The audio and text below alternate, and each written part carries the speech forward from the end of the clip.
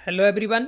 हम सभी पढ़ रहे हैं इंग्लिश, और इंग्लिश में आज प्यारे दोस्तों हम पढ़ने जा रहे हैं प्रोनाउंस के बारे में। ठीक है, तो आज के इस वीडियो में हम पढ़ेंगे प्रोनाउन के बारे में। ठीक है, तो आइए प्रोनाउन क्या होते हैं सबसे पहले समझते हैं। प्रोनाउंस क्या होते हैं, सिंपल सी अगर भाषा में बताऊं, ये होते हैं हमारे रिप्लेसमेंट वर्ड ऑफ नाउन। यानी कि प्रोनाउन क्या होते हैं हमारे, जो नाउन के स्थान पर प्रयोग किए जाते हैं वही क्या कहलाते हैं, हमारे प्रोनाउन कहलाते हैं। क्या कहलाते हैं, वही क्या कहलाते हैं, हमारे प्रोनाउन कहलाते हैं। जैसे एग्जाम्पल से मैं आपको समझाता हूँ। जैसे मैंने लिखा, Sanjay is a good English teacher, he teaches English very well. तो अब देखिए यहाँ पर ये संजय जो यूज हुआ है ये क्या है, हमारा नाउन है, और नाउन के स्थान पर ये हमने दूसरे सेंटेंस में क्या यूज किया है, ही, और ही क्या है हमारे यहाँ पर प्रोनाउन है। तो आप ऐसे भी कह सकते हो कि नाउन के रिपीटेशन से बचने के लिए भी हम किसका यूज करते हैं, प्रोनाउन का यूज करते हैं। तो होपफुली आपको समझ आ चुका होगा कि प्रोनाउन क्या होते हैं, replacement word of a noun. यानी यहाँ पर देखोगे Sanjay is a good English teacher, तो यहाँ पर संजय एक नाउन है, लेकिन नाउन के दोबारा नाम से Sanjay teaches English very well की जगह हमने क्या कर दिया, संजय के लिए ही का यूज कर दिया, और ही क्या है हमारा प्रोनाउन है। तो आशा करता हूँ आपको समझ आ चुकी होगी डेफिनेशन प्रोनाउन क्या होते हैं। अब हम चलते हैं टाइप्स ऑफ प्रोनाउंस के बारे में पढ़ते हैं। तो आइए शुरुआत करते हैं टाइप्स ऑफ प्रोनाउन, यानी कि नाउन्स के प्रकार, प्रोनाउन के प्रकार। तो मैं हिंदी में भी लिख देता हूँ, प्रोनाउंस के प्रकार क्या होते हैं, टाइप्स ऑफ प्रोनाउन। सबसे पहले आता है हमारा पर्सनल प्रोनाउन। अब क्या होता है पर्सनल प्रोनाउन, तो जितने भी हमारे पर्सनल प्रोनाउन है, जैसे ही, सी, इट, है ना, यू, दे, बी, ये सारे क्या है हमारे पर्सनल प्रोनाउन है। तो आपको ये कहीं पर भी दिखाई दे, ठीक है, तो आप समझ लीजिएगा ये क्या है, हमारे पर्सनल प्रोनाउन है। तो ये कहाँ पर यूज होंगे, ये होते हैं हमारे सब्जेक्ट और ऑब्जेक्ट केस में जो यूज होते हैं वो सभी क्या है, हमारे पर्सनल प्रोनाउन होते हैं। जैसे मैंने एग्जांपल लिखा, जैसे मैंने लिखा I teach English, I teach English. तो यहाँ पर जो ये आई यूज हुआ है ना, ये सब्जेक्ट के केस पर हुआ है, और तो आई हमारा क्या हो जाएगा, पर्सनल प्रोनाउन हो गया। क्या हो गया, पर्सनल प्रोनाउन हो गया हमारा। ठीक है, तो ये पहला प्रकार होता है। ऐसे हमारे क्या है, ऑब्जेक्टिव केसेस में आ जाएंगे। तो जितने भी ऑब्जेक्टिव केस पर, अभी मैं टेबल आपको दूंगा वो आपको याद करनी होगी। ठीक है, तो ऑब्जेक्टिव केस पर भी क्या है हमारे, वो भी किस में आएंगे, हमारे पर्सनल प्रोनाउन में आएंगे। तो याद रखना है आपको पर्सनल प्रोनाउन कौन से होते हैं। पर्सनल प्रोनाउन वे प्रोनाउन होते हैं जो क्या है हमारे सब्जेक्ट और ऑब्जेक्ट के स्थान पर यूज किए जाते हैं, like I, me, we, us, you, he, him, she, her, it, they, them. ठीक है, अब दूसरे की तरफ चलते हैं। दूसरा प्रकार आता है हमारा, और दूसरा प्रकार है हमारा पजेसिव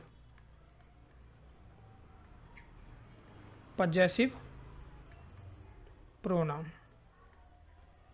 ठीक है, पजेसिव प्रोनाउंस। पजेसिव का मतलब होता है वैसे अधिकार।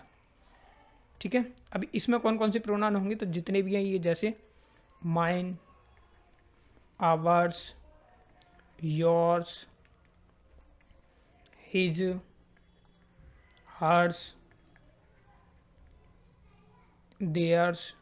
ठीक है, देखो ज़्यादातर में ना ऐसे लग रहा है। ठीक है, तो ये सब क्या है, हमारे पजेसिव को दर्शाते हैं। ठीक है, और इनके साथ हमेशा क्या है, आपका एंड में नाउन नहीं आएगा। ठीक है, वो अभी क्लियर हो जाएगा।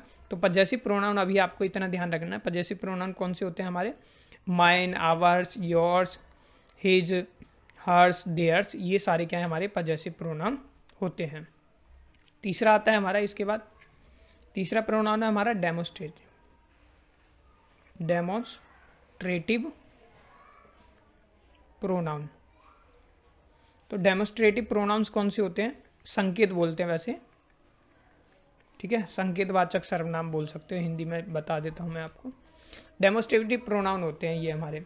डेमोस्ट्रेटिव प्रोनाउन कौन से होते हैं हमारे, ये हमेशा इशारा करते हैं, इशारा करते हैं। कौन कौन से होते हैं, जैसे दिस है, दिस, दैट, दीज, दोज, ठीक है।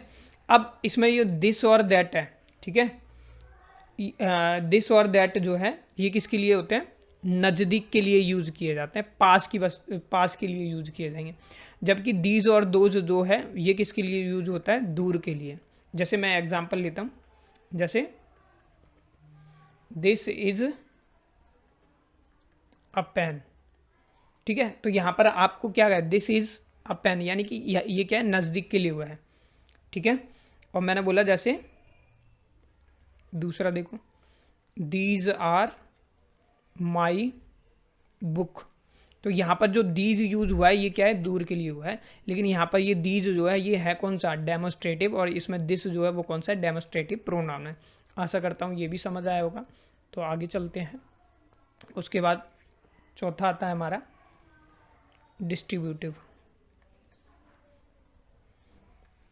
डिस्ट्रीब्यूटिव, अब डिस्ट्रीब्यूटिव प्रोनाउन के बारे में अगर मैं बात करूँ, डिस्ट्रीब्यूटिव का मतलब वैसे होता है बंटवारा करना, ठीक है। तो इसमें कौन से आ जाएंगे, जैसे ईच है ना, आइदर है, नाइदर है, एवरीवन, है ना। तो ये क्या है, सब किस में आ जाएंगे, हमारे डिस्ट्रीब्यूटिव में आ जाएंगे, ठीक है। जैसे एग्जाम्पल अगर इसका आप लेना चाहो तो ले सकते हो, जैसे either of pen is red, ऐसे ही बोल सकते हो, जैसे either of pen is red, ठीक है। तो आइदर पेन इज रेड, तो यहाँ पर हमने जो आइदर यूज़ किया है ये क्या हो जाएगा, आपका डिस्ट्रीब्यूटिव प्रोनाउन हो जाएगा। आगे चलते हैं। उसके बाद आता है हमारा अगला रेसिप्रोकल प्रोनाउन। रेसिप्रोकल प्रोनाउंस, तो रेसिप्रोकल प्रोनाउन कौन से होते हैं, जैसे ईच अदर है, ईच अदर, फिर आएगा वन अनदर, वन अनदर। तो ये ईच अदर जो है ये यूज होता है दो के लिए। जैसे एग्जांपल देखो, जैसे दे लव ईच अदर, तो यहाँ पर दो व्यक्ति हो गए भाई, वो आपस में प्यार करते हैं। और जहाँ पर क्या हो, दो से अधिक हो, है ना, आप ये भी कह सकते हो कि एक से अधिक, ठीक है। तो अधिक के लिए समझ लो हम वन अनदर का यूज करेंगे, जैसे they sake one other, sake one another, ये इसका एग्जाम्पल हो जाएगा आपका, ठीक है। तो एक से अधिक के लिए क्या यूज करते हैं हम, वन अनदर, और जहाँ पर दो की बात हो तो वहाँ पर ईच अदर का यूज किया जाता है। आगे बढ़ते हैं। आगे आता है हमारा, बहुत ही ईजी है, ये है हमारा रिलेटिव प्रोनाउन। अब रिलेटिव प्रोनाउन क्या हो, जब जोड़ने का काम करे यानी रिलेट करने का काम करे। तो ये कौन से होते हैं हमारे, जैसे हु है, हुम, हुज, ठीक है, विच, दैट, ठीक है। जब ये जोड़ने का, वैसे WH फैमिली वर्ड है ये, ठीक है, जब ये जोड़ने का काम करें तो समझ लेना ये क्या है, हमारे रिलेटिव प्रोनाउन है। आगे चलते हैं। अगला आता है हमारा इसके बाद, और वो है हमारा इंटेरोगेटिव। इंटेरोगेटिव प्रोनाउन कौन से होते हैं, जैसे हु, हुज, हुम, बिच, है WH ही है। जब ये क्या है, प्रश्न पूछने का काम करें, ठीक है, तो प्रश्न पूछने का जब ये काम करेंगे तो इंटेरोगेटिव हो जाएंगे। और जब ये जोड़ने का काम करते हैं तो ये क्या हो जाएंगे, हमारे रिलेटिव प्रोनाउन हो जाएंगे। इसके बाद आता है हमारा अगला प्रकार, और वो है हमारा इम्पैथिक। इम्पैथिक भी बोलते हैं, इम्पैथिक भी बोलते हैं, इम्पैथिक प्रोनाउन। अब इम्पैथिक प्रोनाउन क्या होता है, जोर देने के लिए यूज किए जाते हैं ये। तो इसमें कौन से आएंगे, ये हैं हमारे, जैसे myself, ourselves, etcetera, ठीक है। जैसे एग्जाम्पल देखो इसका, I know I know myself, यानी कि मैं अपने आप को जानता हूँ, माई सेल्फ, ठीक है, मैं खुद को जानता हूँ। फिर आता है इसके बाद हमारा एम्फेटिक हो गया हमारा। इसके बाद आता है हमारा रिफ्लेक्सिव, यहीं पर लिख देता हूँ मैं क्योंकि ये दोनों कंफ्यूज भी करते हैं। तो रिफ्लेक्सिव प्रोनाउन, अब रिफ्लेक्सिव प्रोनाउन क्या होते हैं, इसमें भी यही आते हैं, myself, ourselves, etcetera. तो यहाँ पर ध्यान देना है, यहाँ पर जो है एम्फेटिक और इसमें है क्या, यहाँ पर क्या है, ये जोड़ देने के लिए है, यहाँ पर जोड़ दिया जाएगा, और यहाँ पर क्या है, कर्ता पर पड़ेगा प्रभाव, ठीक है, ये ध्यान रखना है। जैसे एग्जाम्पल ये भी हो सकता है, आई नो माई सेल्फ, ठीक है। तो यहाँ पर क्या है, जो सब्जेक्ट और ऑब्जेक्ट है ना, सब्जेक्ट और ऑब्जेक्ट, ये क्या है, सेम पर्सन को रिपीट करता है, सेम पर्सन को रिपीट करता है। अब कैसे कर रहा है, जैसे यही एग्जाम्पल ले लेता हूँ, एग्जाम्पल जैसे आई know my self, my self, तो भाई देखो सब्जेक्ट क्या है हमारा, आई है, ऑब्जेक्ट क्या है हमारा, माई सेल्फ है, तो सेम पर्सन हुआ ना, आई का क्या हो जाएगा, आई, माई, मी, है ना, तो ये क्या हो गया हमारा माई सेल्फ, ठीक है, ये सब वन पर्सन के बारे में होती है, तो सेम पर्सन को रिपीट करता है। इसके बाद आता है हमारा अगला, और वो है हमारा इंडेफिनिट, इंडेफिनिट प्रोनाउन।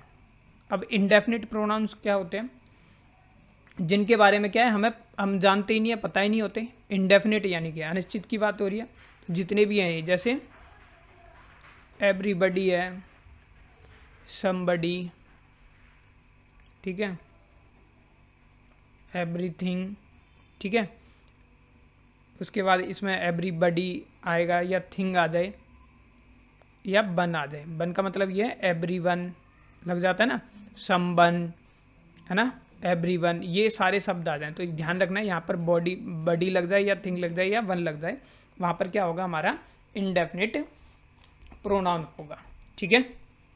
चलिए अब आगे पढ़ते हैं, कुछ इम्पोर्टेंट जो है।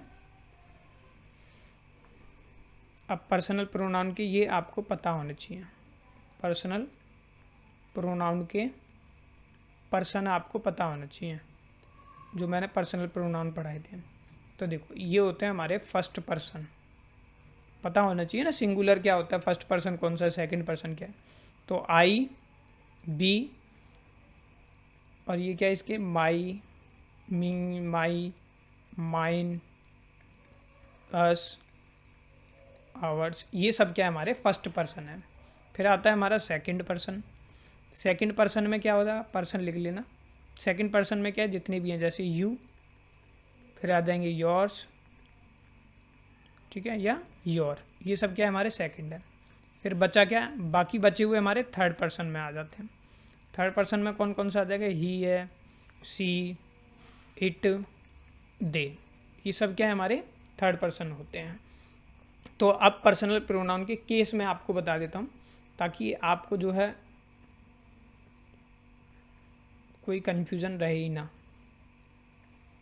पर्सनल प्रोनाउन के केस, तो ये टेबल आपको याद होनी चाहिए। इसको, ये क्या है हमारा सब्जेक्टिव, यानी कि इसको हम बोल देते हैं नॉमिनेटिव केस। तो जितने भी हैं, I, you, they, we, he and she, ठीक है, ये तो होते हैं हमारे सब्जेक्ट। फिर आता है हमारा ऑब्जेक्ट, तो ऑब्जेक्टिवली लिख सकते हो, या ऑब्जेक्ट। तो आई का क्या हो जाएगा, मी, यू का यू ही रहेगा, दे का देम, बी का अस, ही का हिम, और सी का हर। इसके बाद इट भी होता है, तो इट का इट ही रहेगा। ये हो गया हमारे ऑब्जेक्टिव। फिर आते हैं हमारे पजेसिव एडजेक्टिव, पजेसिव एडजेक्टिव पूरा लिखना है आपको। पजेसिव एडजेक्टिव कौन से होते हैं, जैसे माई का, आई, मी, माई हो गया इसका, यू का योर, दे का देयर, बी का आवर, ही, हिम, हिज, सी का हर, तो हर ही रहेगा। इट का क्या हो जाएगा, इट्स हो जाएगा। ठीक है, ये इट्स है। फिर आएगा हमारा पजेसिव प्रोनाउन। पजेसिव प्रोनाउन, तो पजेसिव प्रोनाउन क्या होते हैं, जितने भी है, जैसे माई का माइन, यू का योर्स, दे का देयर्स, ऐसे लिखते हुए चलना है। आवर का आवर्स, ज़्यादातर में एस लग जाता है, एक दो को छोड़ गए। हिज का हिजी रहेगा, हर का हर्स हो जाएगा। ठीक है, इट का होता ही नहीं है। ठीक है, अब इन दोनों में याद रखना है सर पजेसिव प्रोनाउन और पजेसिव एडजेक्टिव कैसे चलेगा। देखिए पजेसिव एडजेक्टिव क्या होगा, इसके बाद क्या आ जाएगा आपका, इनके साथ नाउन जरूर आता है, तो इनके साथ नाउन जरूर आएगा, नोट करके लिखो, नाउन जरूर आएगा। और इनके साथ नाउन नहीं आता है, तो यहाँ पर क्या नाउन नहीं आएगा इनके साथ। जैसे मैंने लिखा एग्जाम्पल, देखो यहीं लिख रहा हूँ, जैसे माई बुक, तो यहाँ पर बुक क्या है, नाउन है। तो और ये क्या है हमारा, ये क्या बन गया, पजेसिव एडजेक्टिव बन गया। ठीक है, क्योंकि माई आ गया। ठीक है, माई, इनके बाद पजेसिव एडजेक्टिव तब ये रहेगा जब पजेसिव केस के बाद क्या आ जाए, आपका नाउन आ जाता है। और पजेसिव प्रोनाउन कब होगा, उनके साथ कभी भी क्या है, आपका नाउन नहीं आएगा। आशा करता हूँ आपको समझ आ चुका होगा। अब आगे चलते हैं, जो कुछ इंपॉर्टेंट रूल जो आपको ध्यान रखना है, हमेशा ध्यान रखना है कि किसी भी सेंटेंस में अगर हम बात करें, किसी भी सेंटेंस में वर्ब से पहले प्रोनाउन के सब्जेक्टिव केस तथा वर्ब के बाद ऑब्जेक्टिव केस आता है। ऑब्जेक्टिव केस आता है हमारा, कैसे, जैसे देखो मैंने एग्जांपल लिया, जैसे आई टीच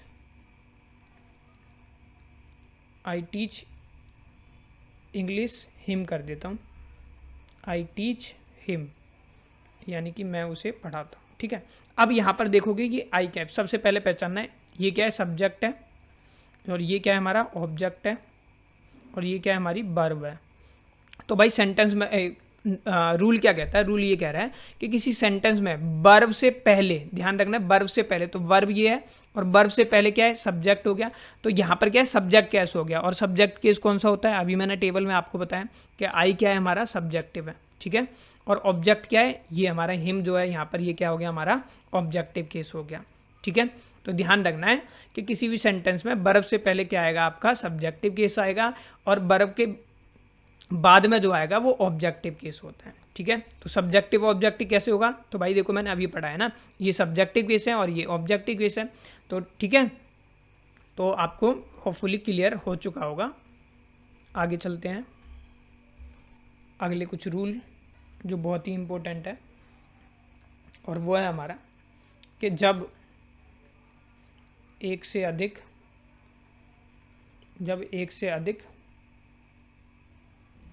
प्रोनाउन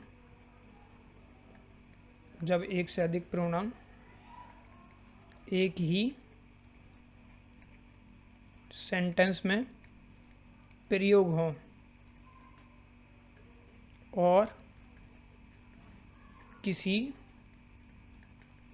बुरी बात का आभास हो, आभास का मतलब क्या है, कोई बुरी बात कर रहे हैं, तो हम क्या करेंगे, तो 1 2 3 के क्रम में होगा, अदरवाइज यानी कि वरना 2 3 1 के क्रम में होगा।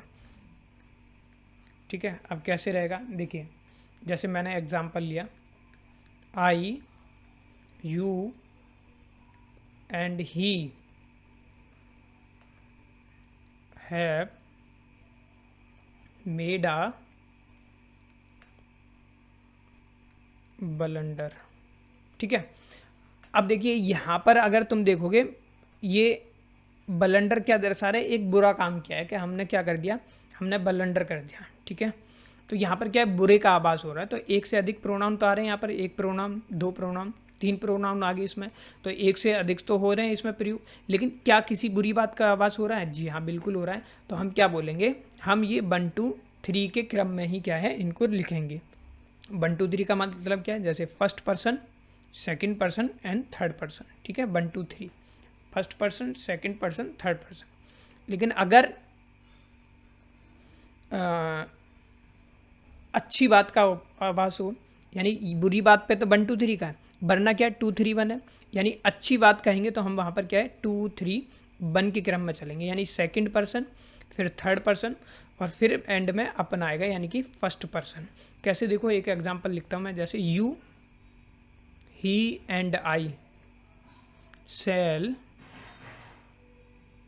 Study for the exam. अब देखो एग्ज़ाम क्या है, एक अच्छा काम हो रहा है, यानी कि गुड काम हो रहा है।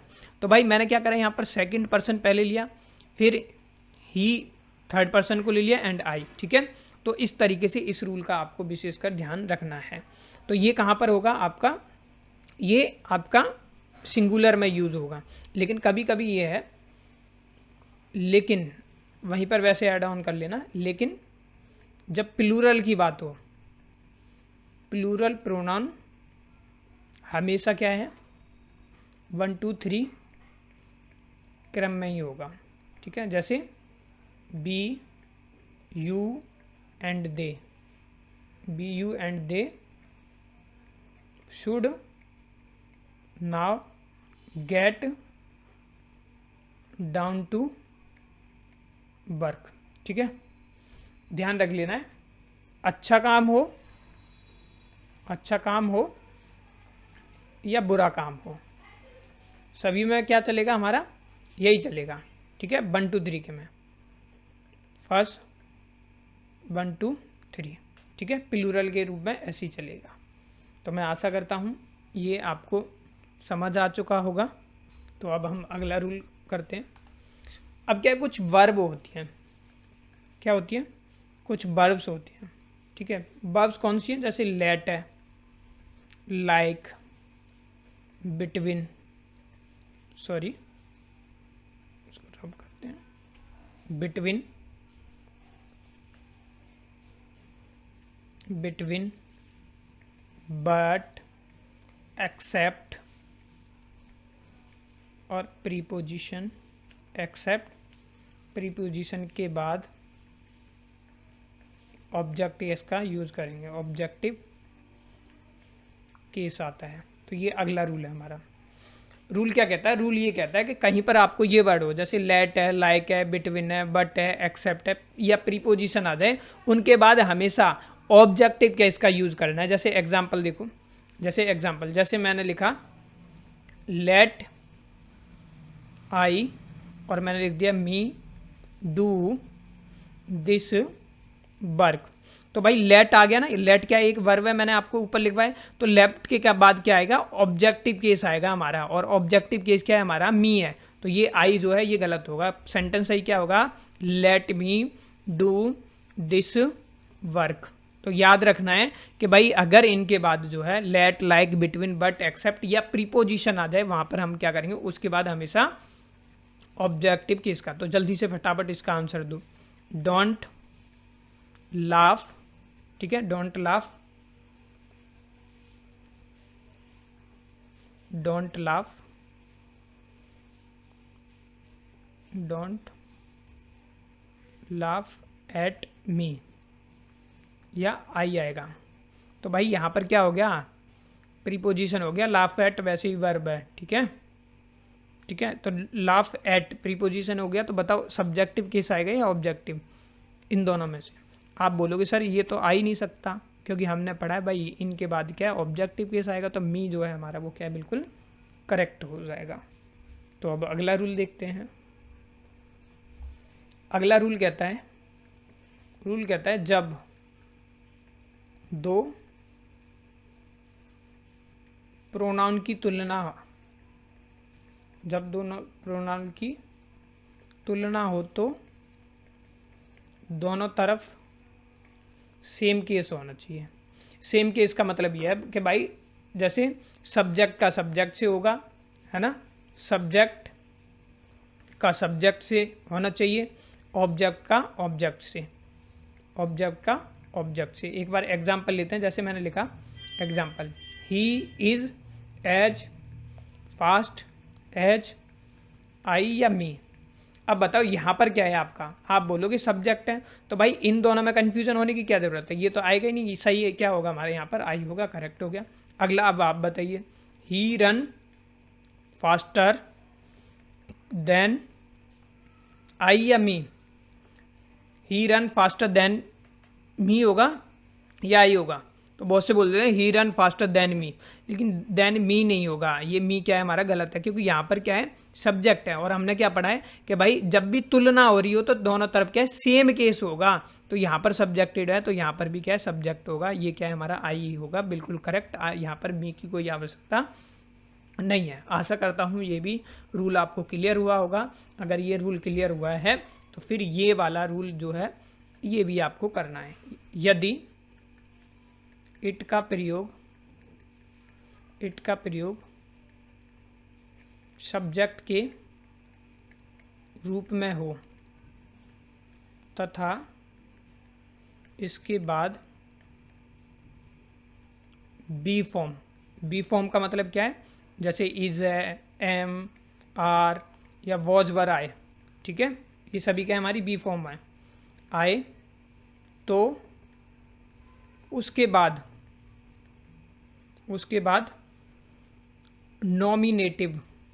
नॉमिनेटिव यानी कि सब्जेक्टिव केस आएगा, सब्जेक्टिव केस आता है, ठीक है। तो देखो जैसे मैंने लिखा, कभी कभी आप बोलते हैं इट्स आई होता है या मी होता है, कभी कभी आपने बोला होगा इट्स मी जो हम बोलते हैं ये गलत होता है, इट्स आई होगा, ठीक है। तो सब्जेक्ट अगर इट है और उसके बाद कोई भी वी फॉर्म आती है, जैसे इसमें वी फॉर्म आ गई, तो उसके बाद क्या है सब्जेक्ट की, तो इट्स आई होगा, ठीक है। तो मैं आशा करता हूँ आपको ये भी क्लियर हो चुका होगा। तो इसके बाद मैं आपको कुछ इम्पोर्टेंट चीज़ें और बता देता हूँ जो आपको ध्यान रखनी है। जैसे ये आइदर कभी कभी आता है, तो आइदर जो है वो दो में से एक के लिए यूज होगा, चीज़ें होंगी दो में से एक के लिए यूज करेंगे। नाइदर जो होता है, नाइदर दो में से एक भी नहीं, ठीक है, दोनों में से कोई भी नहीं, वहाँ पर यूज करेंगे। और होता है हमारा वन ऑफ, तो ये क्या है सभी में से एक के लिए यूज होता है। और नन ऑफ एक भी नहीं के लिए यूज होता है, ठीक है। जैसे मैंने एक लिख रहा हूँ, जैसे डैश करा मैंने, of his 4 sons looked after him. तो भाई मैंने यहाँ पर लिखा, ये डैश दे दिया एग्जाम्पल के लिए। अब आपको बताना है इनमें से कि क्या आएगा इन चारों में से। तो भाई मैंने बताया ऑफ हिज 4 सन्स हैं, है ना, यानी 4 बेटे हैं जो उसकी क्या है लुक्ड आफ्टर हिम, यानी कि जो उसकी देखभाल करते हैं। तो बताओ 4 में से एक हो गया, तो बताओ क्या है। तो भाई 4 में से सभी में से एक हो सकता है, तो भाई चारों में से कोई ना कोई एक तो करता होगा, तो क्या हो सकता है वन ऑफ भी आ सकता है, ठीक है। ऑफ यहाँ पर लिखा हुआ है तो वन ऑफ आ सकता है, ठीक है, वन ऑफ हिज 4, ठीक है। और क्या हो सकता है एक भी नहीं, ऐसा भी तो हो सकता है नेगेटिव भाई, एक भी नहीं हो सकता, तो यहाँ पर क्या है नन, ये वाला भी आ सकता है। तो दोनों आपके क्या है आ सकते हैं। तो मैं आशा करता हूँ आपको सारी चीज़ें समझ आ चुकी होंगी। जाते जाते एक रूल और बता देता हूँ जो मोस्ट इम्पोर्टेंट है। मैंने आपको बताया था कि पजेसिव प्रोनाउन के साथ है ना, पजेसिव प्रोनाउन के साथ नाउन नहीं आता है ना। जैसे एग्जांपल देखो, जैसे मैं 4 ऑप्शन ही आपको देता हूँ, जैसे hours school was closed for 4 days। इन दोनों में से आपको बताना है कौन सा सही होगा। दूसरा ऑप्शन दिया मैंने, our school was close for 4 days। तो अब आप देखोगे, पहले तो पहचानो ये क्या है, हमारा पजेसिव प्रोनाउन है, और स्कूल क्या है, एक हमारा नाउन है। तो भाई इसके बाद तो हमने पढ़ा है कि पजेसिव प्रोनाउन के साथ तो नाउन आ ही नहीं सकता, तो ये तो हो गया हमारा बिल्कुल गलत कि नाउन आ गया। तो सही क्या हो गया, our school was close for, दूसरे वाला क्या है हमारा सही हो जाएगा। तो इस तरीके से एरर के क्वेश्चन यहाँ पर बन जाते हैं। तो आपको ध्यान रखना है कि पजेसिव प्रोनाउन यहाँ पर आए। अब पजेसिव प्रोनाउन कौन से थे, तो मैंने अभी आपको जितने भी पढ़ाए हैं पजेसिव प्रोनाउन, जैसे माइन है ना, आवर्स है, योर्स है, तो वो टेबल आपको याद होनी चाहिए।